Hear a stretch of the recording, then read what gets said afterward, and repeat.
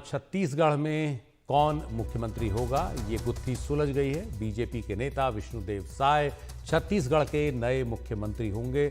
अब से कुछ देर पहले रायपुर में बीजेपी विधायक दल की बैठक में उनके नाम पर मुहर लगी। विष्णुदेव साय छत्तीसगढ़ के बड़े आदिवासी नेता हैं। सरपंच से लेकर मुख्यमंत्री पद तक का सफर उन्होंने तय किया है। बीजेपी राष्ट्रीय कार्य समिति के सदस्य के साथ ही वो केंद्र में मंत्री भी रह चुके हैं। आरएसएस के भी करीबी माने जाते हैं। अपने नाम का ऐलान होने के बाद विष्णुदेव साय ने कहा कि मैं बहुत खुश हूं, पार्टी का शुक्रिया अदा करता हूं। ये भी कहा कि बीजेपी ने मेरे जैसे गांव के छोटे से कार्यकर्ता को छत्तीसगढ़ का नेतृत्व करने का मौका दिया है। छत्तीसगढ़ बीजेपी के प्रभारी ओम माथुर ने कहा कि इससे बढ़िया फैसला क्या हो सकता था। अनुभवी कार्यकर्ता को पार्टी ने चुना है। विष्णुदेव साय को करीब 35 साल का राजनीतिक अनुभव है। छत्तीसगढ़ में लंबे समय से आदिवासी मुख्यमंत्री की मांग हो रही थी और इस बार के चुनाव में बीजेपी ने आदिवासी बहुल सरगुजा और बस्तर क्षेत्र में ऐतिहासिक जीत दर्ज की थी। बीजेपी ने सरगुजा की सभी 14 सीटें और बस्तर संभाग की 12 में से 8 सीटों पर कब्जा किया है। इसके चलते ही बीजेपी ने लोकसभा चुनाव को देखते हुए भी इस बार एक आदिवासी को नेता चुना है और ये बीजेपी लगातार वादा कर भी रही थी।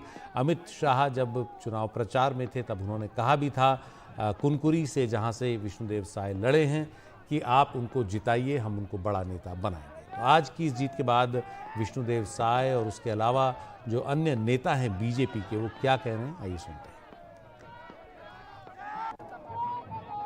व्यक्त करना चाहूंगा, साथ ही साथ छत्तीसगढ़ में भारतीय जनता पार्टी की बड़ी सफलता के लिए छत्तीसगढ़ के लाखों कार्यकर्ताओं को भी धन्यवाद देना चाहूंगा, जिन्होंने रात दिन मेहनत करके भारतीय जनता पार्टी को जिताया।